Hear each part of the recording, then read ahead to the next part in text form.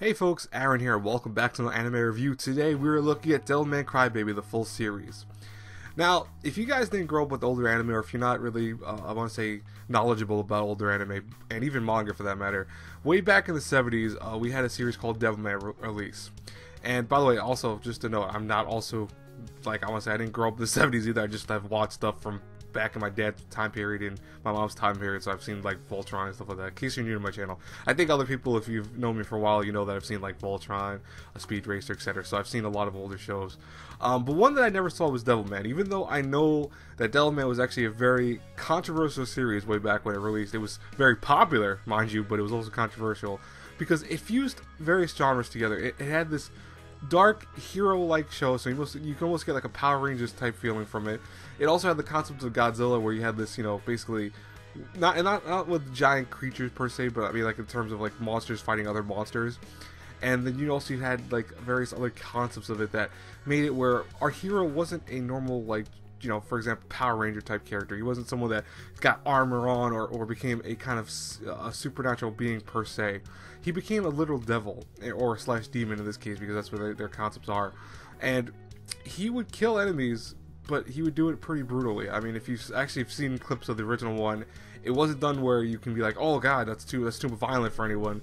But it did have some violent-esque aspects to it, and you know, it's something that has been, I want to say, captured in other series, because there are very noticeable works that have taken Devilman's concepts and used it in ways that like works for them. So, for example, Neon Genesis Evangelion has some very similar scenes that, especially if you watch Devilman Crybaby near the end, there are some very noticeable scenes that you can see are actually heavily inspired Neon Genesis Evangelion. And then, meanwhile, you also had Kentaro Miura, who made Berserk, say that he got some ideas from Devilman. So, you know, it's had its influence on people. Now, Devilman isn't a brand new franchise, by the way. Like, people, I think, I'm watching on Twitter and even on other various things where people are talking about anime, and they're talking about Devilman being this, you know, I want to say new age thing all of a sudden. And it's like, you guys realize Devilman actually has had several adaptations over the course of, I want to say, the last like 5 decades. I mean, we've had other manga come out for it. We've had newer anime come out. We've had, I think, live action stuff has come out for it before. Devilman Crybaby, no, not Devilman Crybaby. Devilman vs. Cyborg 09 was a more recent thing that came out, and now it's Devilman Crybaby. So it's definitely been an interesting, I want to say, like, role for Devilman, because he really never has been a huge thing. But, you know, he's definitely had a cult following, and I think with Devilman Crybaby, though, that cult following might dissolve a little bit. There might be more people that are now interested, because I mean, I already know some of my friends who are now reading the older manga because they want to see where the source material came from, because that is the beauty of Devilman Crybaby. I'll tell you right now, it is probably one of the nicer series I've seen in a long time, and it's not just because of just animation and quality. There's a whole slew of it, which I'm going to talk about in my review today for this. But anyways, the story is pretty simple enough. We have essentially our main character, Fudo Akira, and essentially he lives with this young girl. I think her family, I think it's Miki something, and I'm always terrible with names, so I apologize. But he lives with Miki. You know, he seems like he has a normal life for the most part. His parents are traveling, I want to say, medics of sorts, so they go around to different countries helping out like that.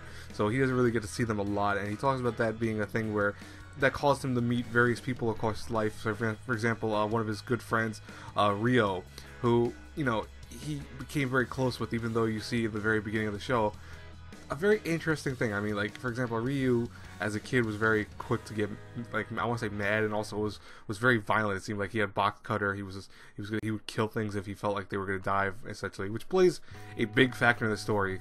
You know, the comparison between these two characters, because you had Akira, who would cry all the time, and that was his thing, where even if he was helping, for example, his childhood friend Miki, he would cry in the process of doing it, but he would still help her as much as he could, because it shows his general nature. Now, I want to say, Ryo comes back into Akira's life, and it seems like, oh, hey, this is pretty cool, you know, they're best friends, kind of get reunited, but more so than anything else, this leads to Akira transforming into something that isn't human when they go to a party. And in this party, there's all these weird things going on. People are doing drugs, etc. But namely, it causes a beginning, kind of a cascade of sorts, where you start seeing people transform into demons and go crazy and start killing people. And everyone's just so high they don't even realize it at first. But when Akira tries to save Ryu, who almost gets killed by demons himself, he becomes a demon himself also. But the difference is that instead of becoming a mindless demon like a lot of these people are, he actually became what's known as a devil, or a devil man in this case, where he still has his heart of a human, he still has the mind and soul of a human, but at the same time his body is not fully human. I mean, you can see as the series progresses, he gets a lot faster, and he gets stronger. Generally, he becomes a whole different character. Think along the lines of Parasite, and I feel like Parasite again was very similar in this nature, where we had our main character, you know, going through a, I want to say, like, nerdy aspect to then this cool dude. Everyone loves him at school because he's like, wow, look at him, he's got cool hair now, his eyes are different, he runs 10 times faster, etc. But I almost feel like Parasite might have been influenced also by Devilman, surprisingly enough. But the whole point from here is that, you know, it seems like a simple idea. You seem like, oh, okay, so it's an action series, you know, at times, you know, he's Devilman's crime, he goes out and fights crime or fights demons himself, etc. But there's more to it. You know, the series really messes with you in the sense that you think it's going to be one of those normal, oh, okay, you know, this is just going to be, like I said before, just a regular action show, or just a very trippy show. Because, I mean, the animation you're going to notice right away, and that's probably one of the things I want to talk about first, it is very strange. I mean, I don't really know what series I could think of off the top of my head that the animation mimics. It's very stylish, it's very visceral. It's got the weirdness of like something like Gurren Lagann, for example, where you see this just random happenstance of things happening, but it's got a style to it nonetheless, and it really is very nice when it works out. I mean, there are times where I feel like it takes a little bit of hit here and there, you know, with animation. I feel like they did some really weak things to, you know, focus on the nicer stuff later on. And most notably, if you've seen also again on Twitter, you may have seen some animation of, like, for example, Ryu holding his hand out to people, and he looks just like, it looks like a basically like someone just like a little kid drew a character. Like, that's how bad it looks at times. So the animation isn't going to be stellar to people, but when it works and when it's stylish is when it has that mature theme of it, where you have like characters getting blown apart, transforming into these weird creatures, going around ruthless killing people. You know, there's a lot of sex scenes, there's a lot of, I want to say, uber violence, there's a lot of nudity. Devilman Crybaby is definitely not for the faint of heart or even younger audiences. It should be, I want to say, an older guy watching this or older girl watching this. So don't be a kid watching it. It's definitely a little bit outlandish for it, and it does have some very mature themes in it. But, you know, I mean, there's literally a scene where someone gets blown apart into like multiple pieces, and they show every amount of detail they could for it. It's like, geez. But, you know, that's the thing that I think that makes the series so strong, is because that animation works in then toe with the story, which now I want to talk about, being that you have this kind of you know, anti-hero slash also dark themed story, because you have Akira being the Devilman helping out everyone, but at the same time he's a demon. You know, he has demon desires. Like, for example, he's very lustful at one point. He's very quick to get angry and want to kill people. He's very quick to have these emotions that, you know, humans have, and that's actually something that builds into the story later on, is that, you know, humans have the same emotions that Akira goes through as a Devilman, but, you know, as a Devilman, he also has them going 10 times stronger at one point. You wonder if his character is going to stay sane, or if it's going to become, you know, he's going to lose his mind, etc. But yeah, you know, by episode 9 and 10, which I will say, you know, there's been a lot of talk of people saying how episode 9 and 10 are so dramatic. They're not lying. Those two episodes are very thought-provoking and also very, very visceral in more ways than one. So, you know, it's definitely, like, if you were, like, for me at least, I was at a solid 8 with the series, and I almost went up a little bit higher because of the last two episodes alone. That's something that's to say something the least. But, you know, it's one of those shows that the story and animation work in tangent with one another, and that's very rare to say with anime. You know, anime can be at times one or the other. It could be like really nicely animated, but the story's ho-hum or cliche, or it could have a great story, but the animation kind of suffers from it. Lo and behold, though, with Devilman Crybaby, it works where the animation fits perfectly with what they're trying to express in these characters. I mean, the last episode shows a very, I want to say, strange scene with a lot of people going crazy because of the demons becoming a huge thing in Japan and the world in general. And you see them going nuts and berserk in general, holding up like pickaxes and you know, holding up dead bodies, etc., to show off to the world. And it's because of the animation style that I think that works so much stronger to kind of convey toward the audience because of that. And that's one thing that's awesome about Devilman Crybaby, is that because of the animation, it really does help the story in many ways. It also keeps it from being perfect at times, because, I mean, I know people already are judging Devilman Crybaby before even watching it, Which, by the way, in case I forgot to mention, which I believe I forgot to mention, you can watch all of Devilman Crybaby, all 10 episodes on Neflix right now. It's actually all released. It's in both dub and sub. I've seen both of them. Quality for both is fine. I actually like both the English and dub, English and Japanese dub for it. I think it's no problem with that.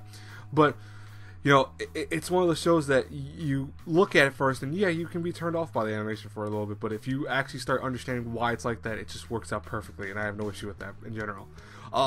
Really, one of the standout moments of Devilman Crybaby, though, and one of the things that I think most people will say that is the best quality of it, is definitely the soundtrack. The soundtrack for Devilman Crybaby is just fantastic, to say the least. I freaking love it. You know, it's one of those things that every fight scene, every, I want to say, dramatic moment is done perfectly because the soundtrack is so impressive. I mean, my hands off to people who did the music for it. It's that amazing, seriously. So everything seems like I'm pointing towards a great series, a 10 out of 10 series, right? The problem with Devilman Crybaby is, like I said before, the animation is not going to be for everyone. It's very visceral, so you might have problems if you don't like visceral things. And, you know, the story does have a very bittersweet end at the end of it. And, you know, if you understand the logic and the concepts of it and the themes of Devilman Crybaby, you'll understand how the ending works so perfectly with the show. But at the same time, it might not be for everyone's taste. That's why if I had to review Devilman Crybaby between A through F, I'm going to give it a solid B+. It's not an A-. I want to give it an A-, trust me, but I also see that there are issues with it.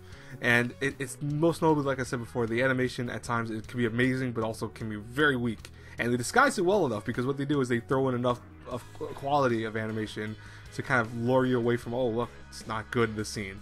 So it's not the greatest thing in the world, but like I said, the soundtrack, the story itself, and even when the animation's actually doing very well, it works out perfectly to be a show that's really enjoyable if you're a mature audience. Like I said before, be a mature audience watching this.